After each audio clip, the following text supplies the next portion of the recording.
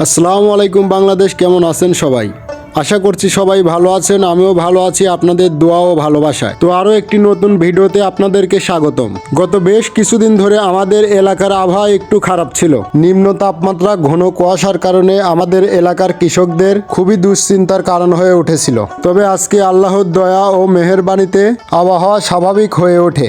আপনারা যারা কৃষিকাজের সাথে জড়িত তারা হয়তো কম বেশি সবাই জানেন, এই সময়ে অর্থাৎ শীতকালীন যেসব সবজি বা ফসল চাষ হয়, ঘন কুয়াশা যদি বেশি দিন ধরে স্থায়িত্ব হয় তাহলে ফসলে বিভিন্ন ধরনের রোগ ও ভাইরাসের দেখা দেয়। তাই মূলত এই সময়ে কৃষকরা খুবই ব্যস্ত হয়ে ওঠে ফসল পরিচর্যায়। যদি এই সময়টাতে ফসলকে ঠিকঠাক সুস্থ করে না তুলতে পারি তাহলে ফসল থেকে ভালো ফলন পাওয়া যাবে না, যা পরবর্তীতে শ্রম ও সময় দুটোই বৃথা যাবে। তো সেই কারণেই মূলত আজকে আমি দুপুর পর অর্থাৎ বিকালবেলা চলে আসলাম জমিতে। তো বিলে আসতেই দেখলাম পুরো বিল জুড়ে ভাইরাসের আনাগোনা, অর্থাৎ আমাদের বিলের বেশিরভাগ জমির রসুনই ছিল আগামোড়া। এই রোগটি মূলত ছত্রাকের কারণে হয়, তবে এর আরেকটি কারণও আছে। কারণটি হলো ছোট ছোট পোকা, যা খালি চোখে দেখা যায় না, রসুনের পাতায় বাসা বাঁধে, রসুনের পাতার কচি অংশের কোষগুলোকে খেয়ে থাকে। পরবর্তীতে ওই পাতাগুলোই লাল হয়ে যায়। তো মূলত আমি আজকে 3 গ্রুপের ছত্রাকনাশক ও 1 গ্রুপের কীটনাশক ব্যবহার করব জমিতে স্প্রে করার জন্য। তো আমি আজকে যে ছত্রাকনাশকগুলো ব্যবহার করি তার মধ্যে একটি হলো এন্টারকল,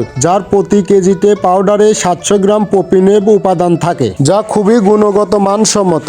এটি প্রতিরোধক ও প্রতিশোধক দুইভাবেই কার্যকরী। আরেকটি ছত্রাকনাশক ছিল গ্রিন মিল, যার মূল উপাদান ছিল মেনকোজেব ও মেটালিক্স। গ্রিন মিলের 1 কেজি পাউডারে মেনকোজেব উপাদান থাকে 640 গ্রাম আর মেটালিক্স উপাদান থাকে প্রতি কেজিতে 8 গ্রাম করে। এর সাথে কীটনাশক হিসেবে ব্যবহার করি টাইডাল, যার প্রতি কেজিতে 700 গ্রাম ইমিডাক্লোপিড উপাদান আছে। এটি একটি প্রবাহমান কীটনাশক। এগুলো সব উপাদান একসাথে মিক্স করে দ্রবণ তৈরি করে জমিতে স্প্রে করে দেই। তো আজকের মতো এই পর্যন্তই। সবাই ভালো থাকবেন, সুস্থ থাকবেন, নিজের খেয়াল রাখবেন, আমার জন্য দোয়া করবেন। আল্লাহ হাফেজ।